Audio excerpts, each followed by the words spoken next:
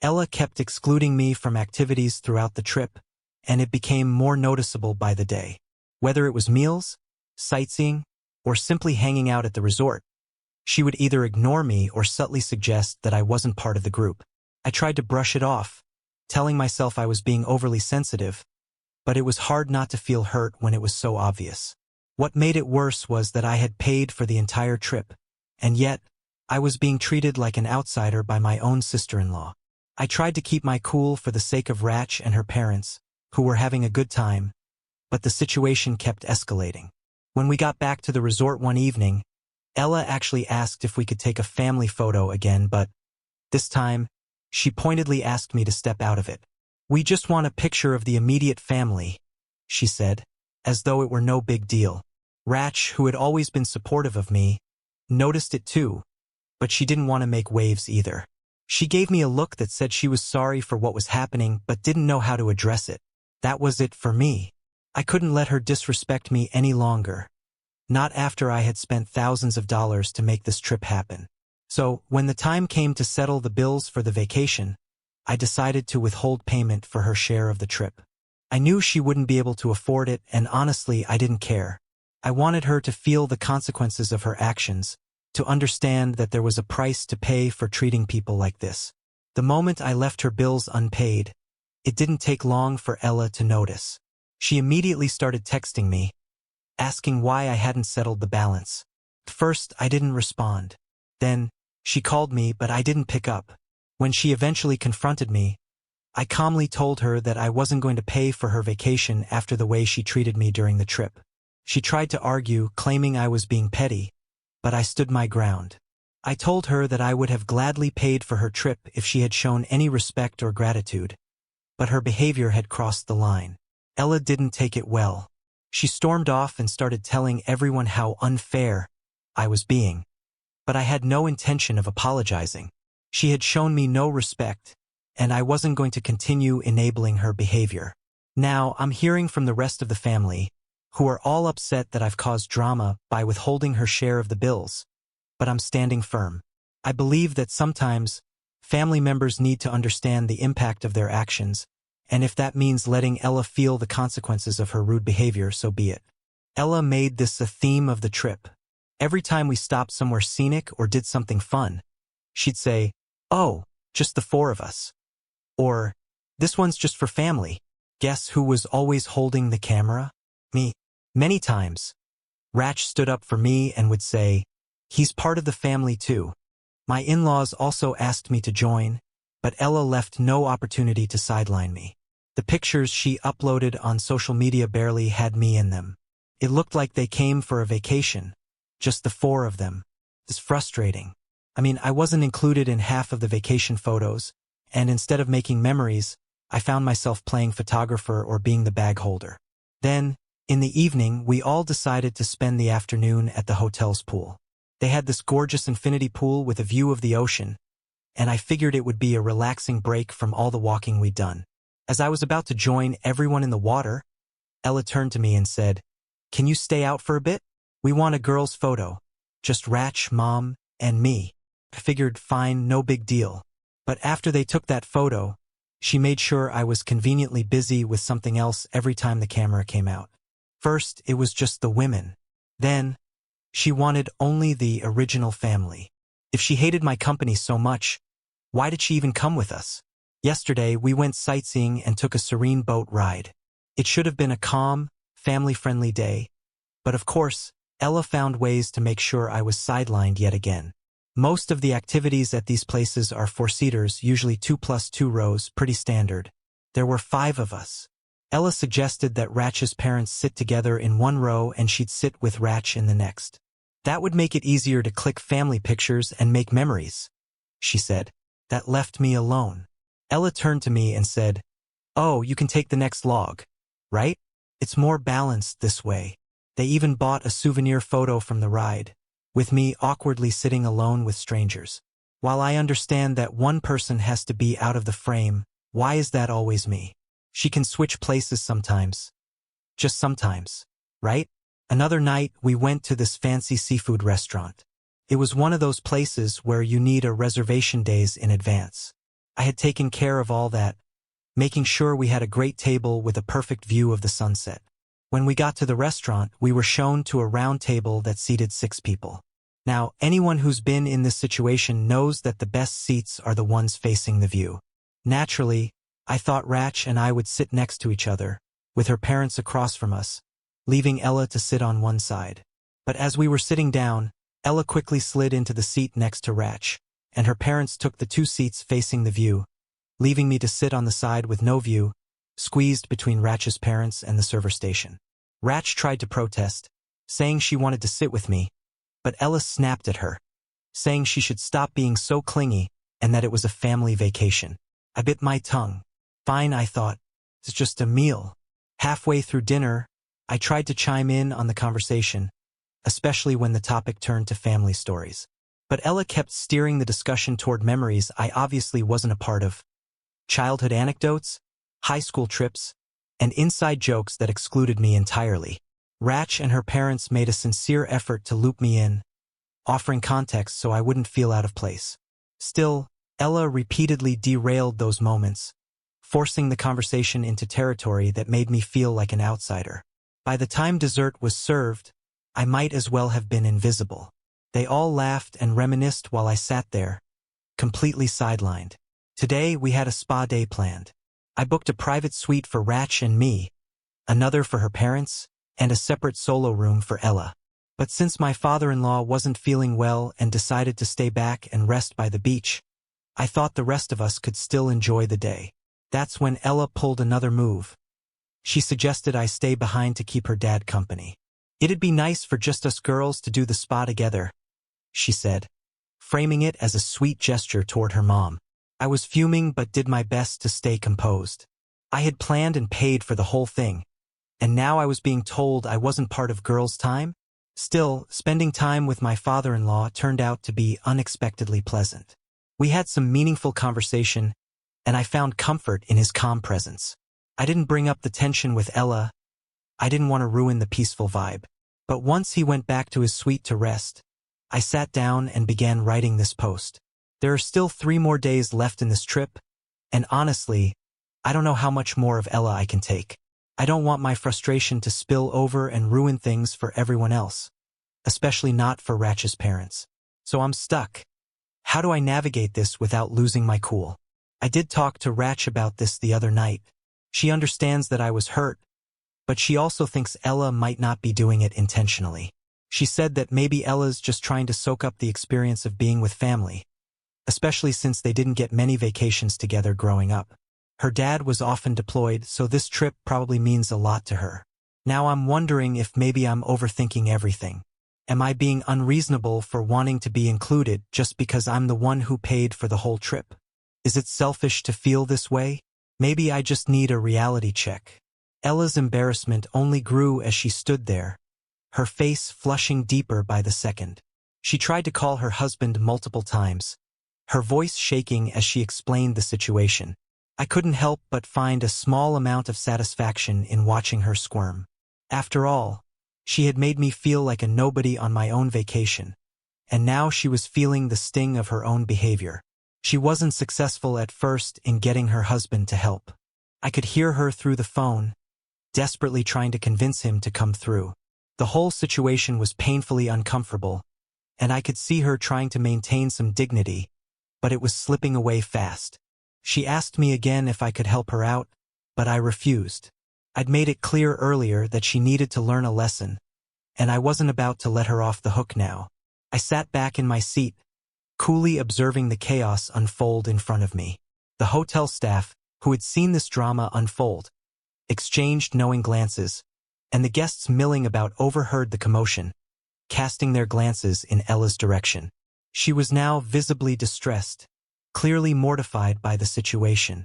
The humiliation was well-deserved, as far as I was concerned. After what seemed like an eternity of trying to work something out, Ella finally turned to me, her eyes full of frustration and resignation. "I need help," she admitted reluctantly, her pride cracking. "I can't pay this. Can you help me?" I looked her straight in the eyes and said, "You didn't show any respect for me, Ella. You made my trip miserable, and now you expect me to clean up your mess. Maybe this will teach you that actions have consequences." She remained silent, her pride fighting with her circumstances. Eventually, she called her husband again, but this time he agreed to help, albeit with clear reluctance. The transaction was finally completed, and I made sure to let Ella know that I would never forget how she treated me. The worst part? I was still being kind enough to let her know that if she ever apologized, I would help her out in the future. But I had no intention of letting her get away with how she treated me. For the first time, she truly understood that actions had consequences, and maybe, just maybe, she would think twice before treating people like that in the future. And me? I walked away from that situation feeling a little better about myself. Ella had gotten a hard lesson in humility, and I had finally taken control of a situation that had gone on for far too long.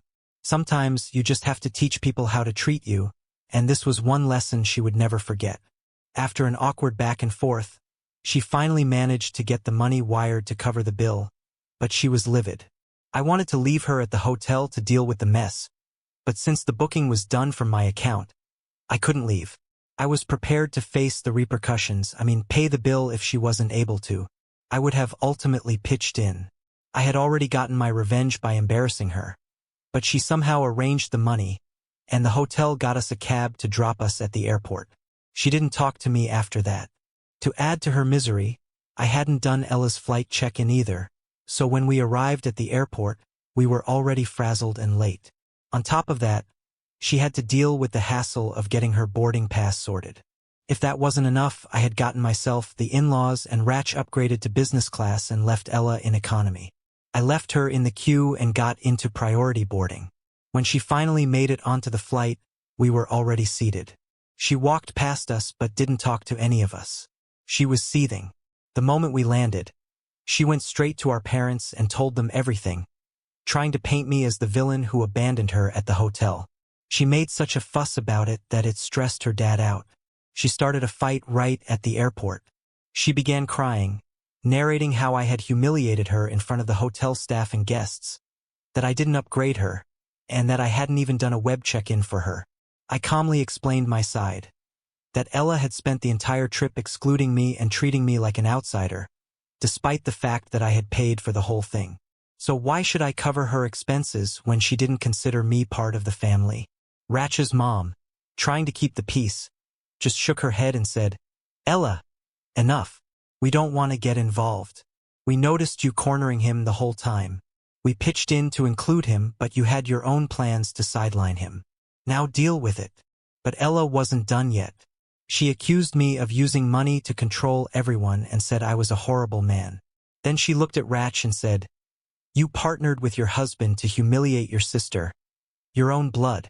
You'll see what this man is going to do to you.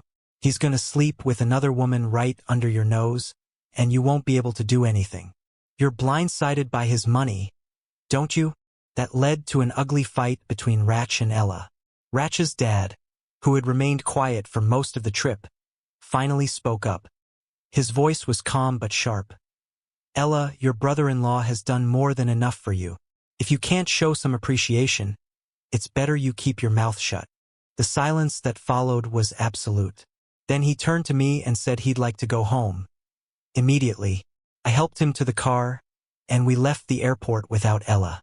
She didn't say a word, and she was too proud to ride with us anyway. She had come to the airport with me and hadn't brought her own car, so unless she managed to hold her cab back, she likely had to pay a fortune to get home. Her place is about 70 to 75 miles away from the airport. I dropped my in-laws off at their home. They both thanked me sincerely for everything I had done. That moment, just hearing their heartfelt appreciation, meant the world to me. Ratch's dad gave me a hug that lasted longer than usual, and honestly, it made my whole day. When Ratch and I got home, neither of us brought up what had happened. We avoided the topic like it didn't exist. The next day, we returned to work, and things seemed to settle back into our regular routine. But a few days later, Ratch finally broke the silence. She told me that Ella was having a rough time at home. Her husband was upset and had asked her to repay every cent he'd spent covering her bills. Apparently, he couldn't afford to keep bailing her out. Between that and her mounting credit card debt, Ella was stretched thin financially. Ratch admitted she still had my back, but she gently suggested that maybe I had gone a little too far. At the same time, she agreed that Ella needed to face reality. She had it coming, and in her words, "Some lessons have to be learned the hard way." Honestly, I don't regret it. I didn't humiliate Ella or try to ruin her life. I simply made her deal with the consequences of her own actions. So, Reddit, was I the a-hole for leaving her to pay her own bills? Or did she truly deserve it after everything she pulled during the trip? People need to be held accountable, and sometimes that means facing the fallout of their own behavior. I understand it wasn't the most peaceful way to end things, and I do regret that Ratch's dad had to deal with the stress. But in the end, I made my boundaries clear. Some folks on my last post said I went too far, that I should have just taken the high road and let it go, that I should have played the pushover. But I'm not built like that. I'm not asking to be worshipped. I just wanted some basic respect. Is that really too much to ask? The situation only got more complicated after Ella's husband refused to attend the Thanksgiving dinner. My mother-in-law, who had always been the peacemaker, couldn't believe how far things had gone. She tried to explain to him that Ella's behavior had been completely out of line, but his stubbornness and belief that I was somehow the villain only deepened the rift. He had bought into the narrative Ella had spun, painting me as a heartless person who had mistreated her. And despite the evidence, pictures from the trip showing how she'd deliberately excluded me, he still chose to side with her. When I heard about the confrontation with her husband, I was frustrated, but I wasn't surprised. Ella had always been manipulative, and this wasn't the first time she'd turned people against me with her lies. But what irritated me most was how her actions, despite being the root cause of the problem, were somehow being twisted to make me out as the antagonist. That Thanksgiving dinner was supposed to be a time for family to come together, especially considering father-in-law's health. But instead, it became another battleground. Ella's husband refused to come, and even my mother-in-law was caught in the crossfire, forced to defend the truth while also trying to keep the peace. She felt torn between her loyalty to her daughter and the reality of what had transpired. I knew this had been hard for her, but I also felt that she had to face the truth. By the time Thanksgiving came around, I wasn't sure how I was supposed to feel about the entire situation. It was clear that Ella was playing the victim, trying to portray herself as the one who had been wronged. But I couldn't let her manipulate the narrative anymore. I had done nothing wrong by standing up for myself and making sure she faced the consequences of her actions. She had crossed a line, and I had no intention of letting her off the hook just because she was family. The dinner, while still meaningful, was filled with awkward tension. Ella's absence was felt, but I think deep down, everyone knew why she wasn't there. The family pictures taken throughout the evening spoke volumes. I had a seat at the table, but the absence of Ella's support was a stark reminder of the betrayal and disrespect she had shown me. I didn't need to say anything more about the trip. Everyone could see the truth for themselves. The pictures from the trip, the uncomfortable silences, and the distance between us told the story far better than words could. I was at peace with my decision. I had done what I felt was right, and now it was up to Ella to figure out how to repair the damage she had caused. If she wanted to keep the family together, she would have to start by facing the consequences of her actions, acknowledging her mistakes and making things right, not just with me but with everyone she had hurt. Until then, I wasn't going to sit back and let her continue to walk all over me. After knowing all of these stories from Ratch, I was reluctant to attend the dinner, but I still went, just for my father-in-law. Ella's husband skipped the dinner whenever father-in-law was around. Mother-in-law told us that Ella couldn't make it because they were traveling to her husband's parents' place. I didn't realize at the time that it was a lie, crafted to keep father-in-law away from the drama. After he went to bed, mother-in-law finally told us the truth. Ella has been fighting with her husband and has become completely unreasonable. She constantly belittles him for his low income and insists he take on an additional job alongside his full-time one. He agreed, but only on the condition that he would be relieved from household chores and the responsibility of caring for the kids. Ella wasn't happy about that. Her husband had confided in mother-in-law about everything. What shocked me most was learning that Ella works only 20 hours a week, yet expects her husband to take on extra hours beyond his 40-hour workweek and continue doing his part of the housework and childcare. What an entitled witch. Mother-in-law actually stood up for her son-in-law and tried to counsel Ella, to help her see reason and understand the situation. But it seems Ella has tasted the blood, and now she wants a luxurious life at any cost. Finally, mother-in-law had to tell her bluntly, God forbid she gets divorced, but if that happens, she needs to keep the bad news away from her dad, and not expect any support from them. After we came back from dinner, Ratch and I both agreed it was probably a bad idea to take Ella along on that vacation trip in the first place. Let me quote a line I once read at a banquet in a 5-star resort. Once you experience the luxury of a private island, you'd never set foot on a public island. The same is true for flying in business class. That quote perfectly sums up Ella's current mindset. I honestly feel bad for her husband.